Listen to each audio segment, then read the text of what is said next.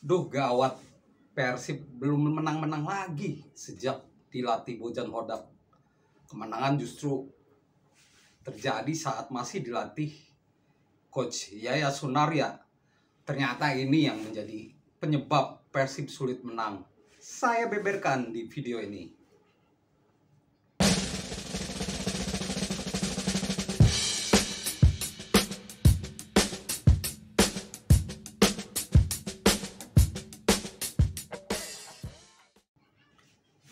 Halo teman-teman, jumpa lagi dengan saya Depri Saipullah.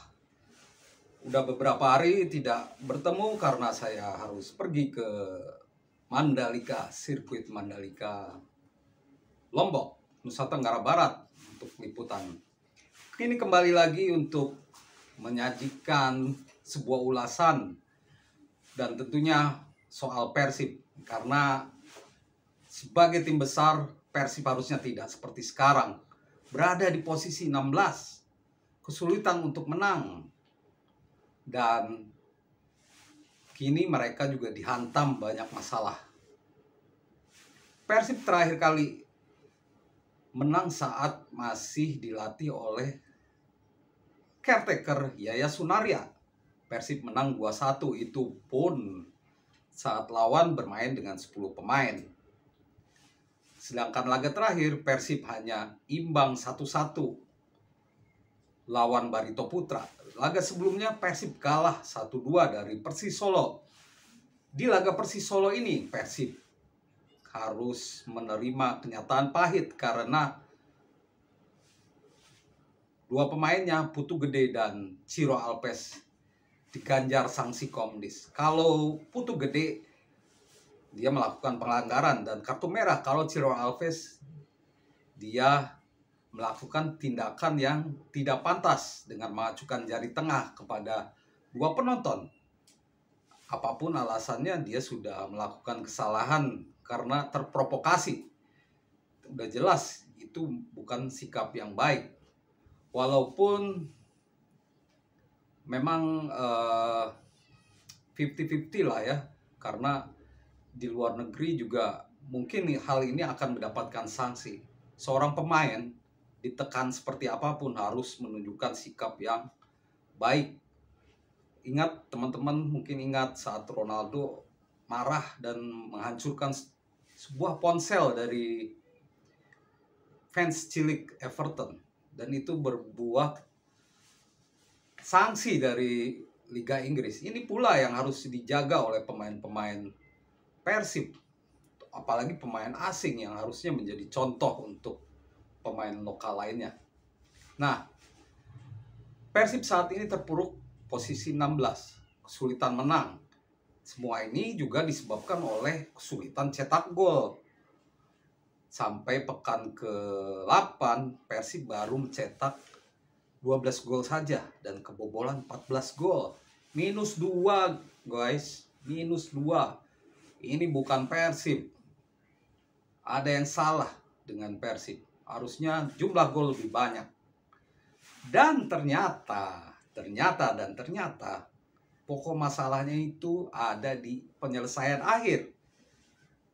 Saya mengutip statistik dari lapangbola.com menyebutkan bahwa ada 3 pemain Persib yang membuang banyak peluang. Setidaknya ada 21 peluang emas yang dibuang oleh pemain Persib. Satu adalah David da Silva, Ciro Alves, dan Beckham Putra. Sampai pekan ke-8, David da Silva membuang peluang 14 kali. Peluang emas 14 kali. Lalu Ciro Alves 4 kali dan Beckham Putra 3 kali. Harusnya ada 21 gol yang bisa dicetak oleh Persib. Kalau bisa mencetak gol, peluang menang terbuka. Kalau tak mampu mencetak gol, tentu ini jadi masalah. Pekan ini, pekan ke-9, Persib akan menghadapi PSIS Semarang di Stadion Jatidiri. Ini jadi laga yang berat buat Persib. PSIS sedang on fire. Bahkan tim papan atas Dewa United aja digasak 4-1 pada pekan ke-8. Mereka menjadi salah satu tim yang cukup produktif dengan 13 gol dan hanya kebobolan 7 gol. PSIS hanya kalah dari Madura United dan juga Barito Putra yang juga produktif dengan 15 gol. Nah, Persib akan menghadapi tantangan berat.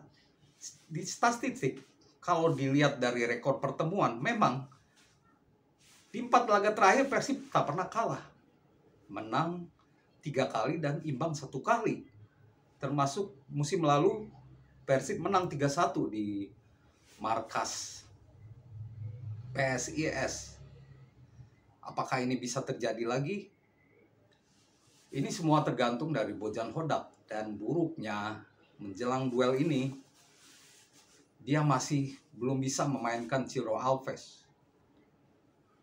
Lalu David da Silva juga mengalami cedera ringan. Ini menjadi tanda tanya besar buat Persib jelang menghadapi PSIS Semarang. Yang ada sekarang memang kondisinya rumit. Persib harus bisa mencetak gol untuk menang. Tapi pertahanan juga harus dijaga.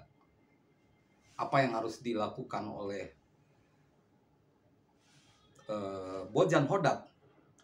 Sudah seperti yang saya sebutkan sebelumnya, bahwa selain memanfaatkan peluang, Persib harus punya pencetak gol lain.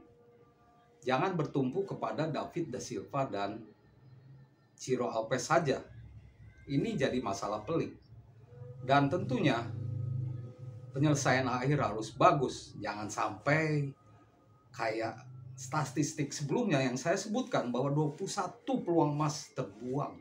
Pantas saja Persib jeblok seperti sekarang ya. Ini tentu harus dibenahi oleh Bojan Hodak. Di waktu yang sempit seperti sekarang, Bojan Hodak harus membenahi skuadnya sebaik mungkin. Mudah-mudahan David da Silva bisa pulih ya. Dan karena dia lebih suka 4-4-2, ya menurut saya ini bisa dipakai lawan PSIS. Karena PSIS ini berbahaya.